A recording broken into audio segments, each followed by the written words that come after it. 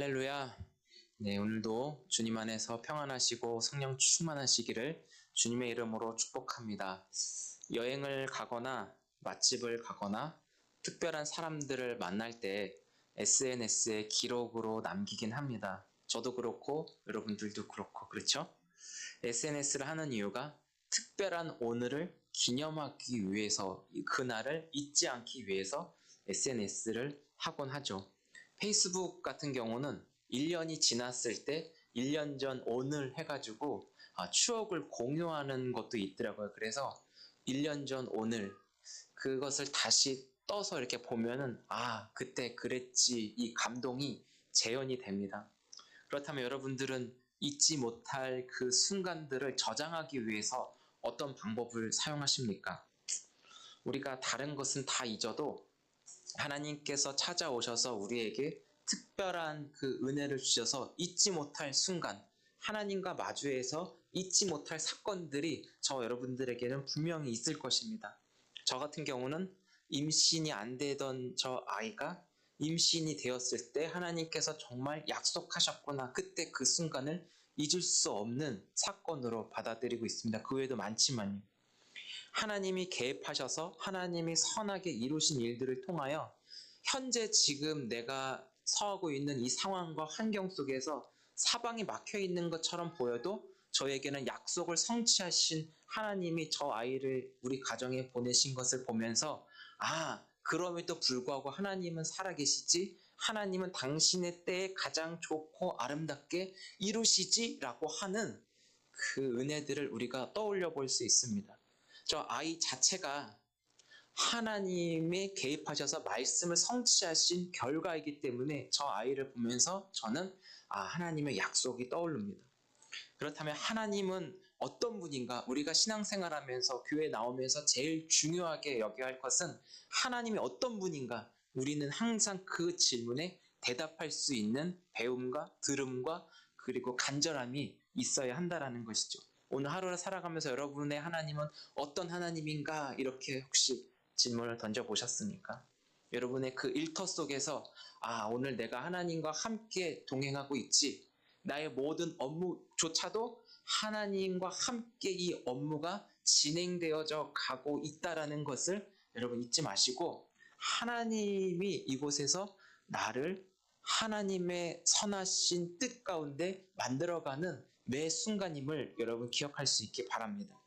하나님은 저와 여러분들의 하나님은 동일한 하나님이시고 구원의 하나님이시고 말씀으로 온 우주 만물을 창조하신 하나님이며 저 옆에 큰 교회와 작은 교회 똑같은 하나님으로 지금 우리 가운데 와 계신 분이십니다.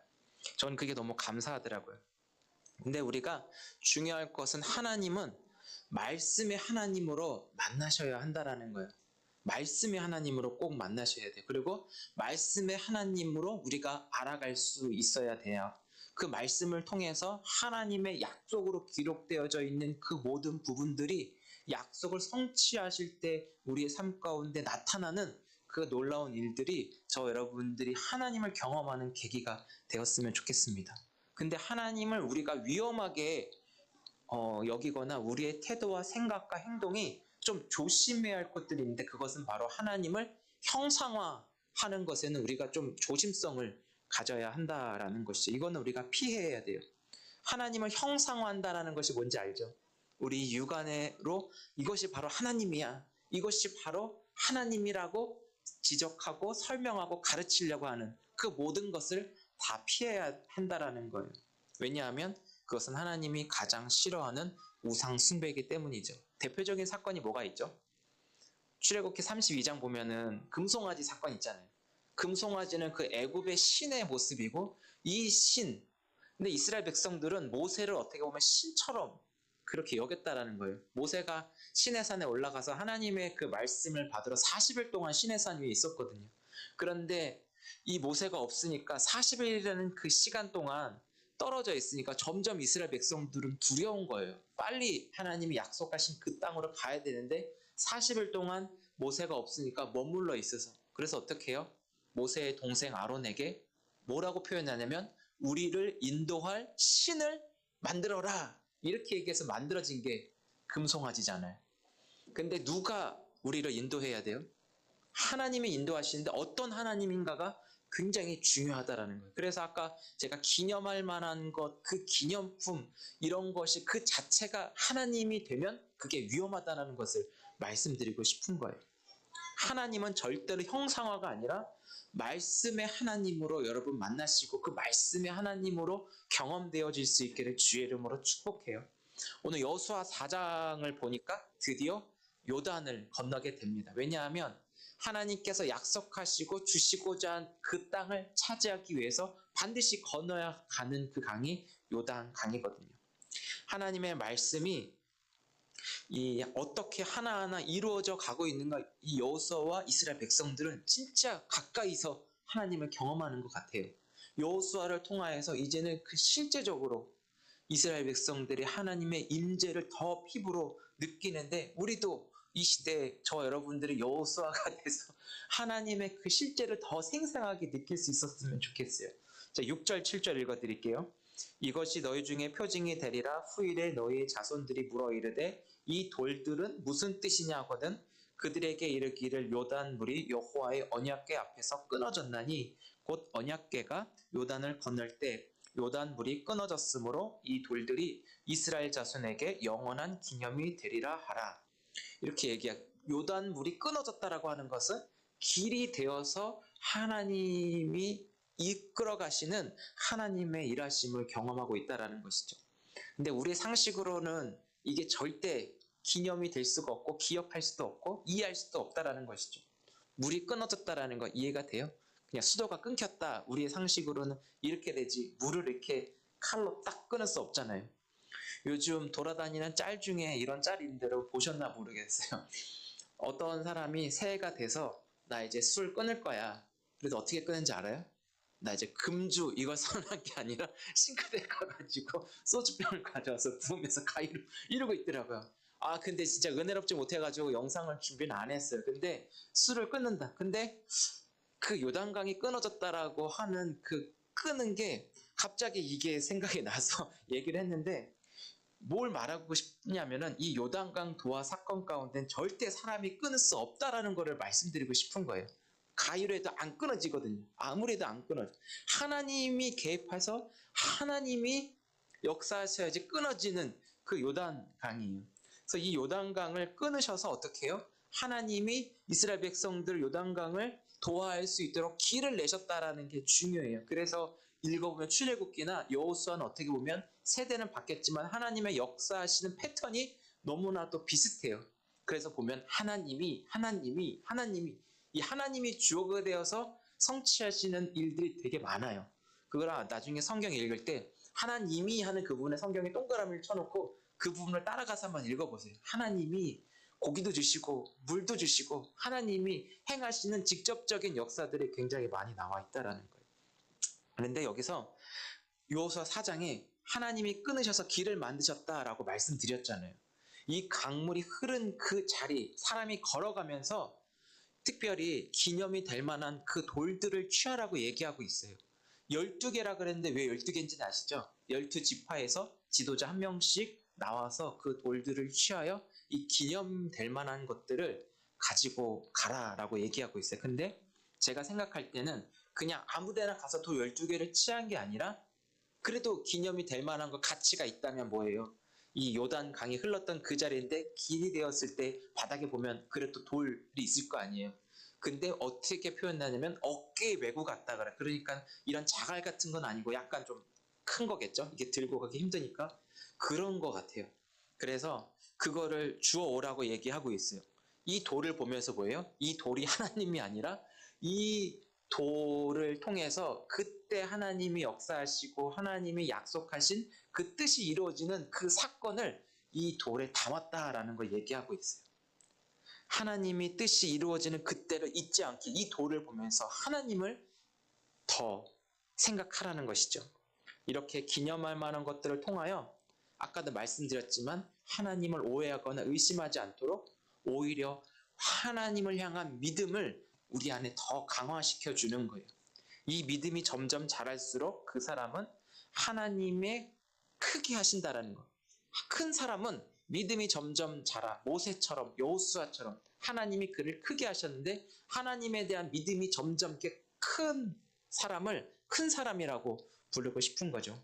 올 한 해 하나님이 모세와 함께 하시고 여호수아와 함께 하셔서 그를 크게 하시고 그를 두렵게 한 것처럼 하나님이 저와 여러분 모두를 크게 하셔서 주변 사람들이 하나님과 함께하는 여러분들을 두려워했으면 좋겠어요. 그런 큰 사람으로. 여러분들을 함부로 대하고 직장이나 일하는 곳곳에 함부로 대하고 막대하는 사람이 여러분 안에 계신 하나님의 그 강권적인 임재와 사랑이 오히려 그들을 두려운 마음을 갖게 하는 성령님의 아우라가 여러분 안에 뿜뿜 뿜어져 나오기를 주의 이름으로 축복해요. 여러분과 저는 세상의 지위에서 살아가는 게 아니라 하나님이 베푸시고 공급하시는 그 은혜로 하나님을 더 믿는 믿음이 점점 자랄수록 그 아우라가, 성령의 아우라가, 말씀의 아우라가, 은혜의 아우라가 점점 이렇게 하나님이 올려주셔야 올라가지 내가 스스로 이렇게 노력하지 않았으면 좋겠어요. 그래서 하나님은 여호수아에게 내가 너를 크게 할 거야. 하나님이 당신들에게 크게 할 거야. 이렇게 말씀하시는 그 음성이 꼭 들려져야 돼요. 이 자리에 계신 여러분 한 분 한 분과 우리 자녀들, 저 모두가 다 크게 쓰임받기를 축복합니다. 12지파의 대표들이 돌 하나씩 취하여 12돌이라고 하였는데 장차 이 돌이 기념이라고 얘기하고 있잖아요. 어떻게 보면 오늘날로 말하면 기념품이에요. 왜? 이 돌을 보고 후손들이 또 질문을 하는 거예요. 이 돌이 무엇이에요? 이렇게 물어볼 때 자녀들, 후손들에게 꼭 알려주라고 말하고 있어요. 22절부터 24절까지 한번 다 준비는 해놨는데 한번 좀 넘겨주실래요? 그냥 읽는 게 나을 것 같아요. 22절부터 24절까지 네, 같이 읽죠. 시작. 너희는 너희의 자손들에게 알게 하여 이르기를 이스라엘이 마른 땅을 밟고 이 요단을 건넜음이라.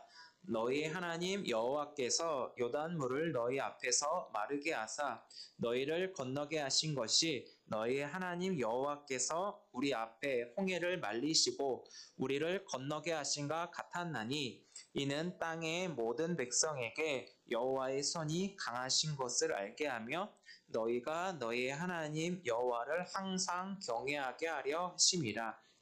아멘. 사랑하는 성도 여러분, 하나님의 은혜와 살아계심을 믿고 경험한 사람들은 자녀들에게 하나님이 누구신가를 알게 하고 하나님과 어떻게 동행하는지, 어떻게 살아야 하는지 꼭 알려주어야 합니다. 왜냐하면 하나님이 우리에게 자녀를 맡기신 것은 하나님이 어떤 분인가를 자녀들에게 나타나 보이고 가르치고 듣게 하기 위해서 가정 속에 하나님이 누구신가를 자녀들에게 알게 하도록 이루신 거예요. 그래서 귀한 자녀지만 우리의 또한 책임감이 있다라는 거예요.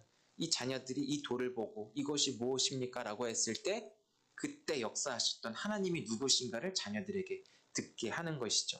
그래서 이 신앙 기념품으로 하나님의 인도하심을 경험한 기념품으로 여기면서 그때 그 은혜를 간직하고 앞으로의 삶도 하나님만 의지하여 살아가도록 가르치고 보여줘야 한다라는 것이죠.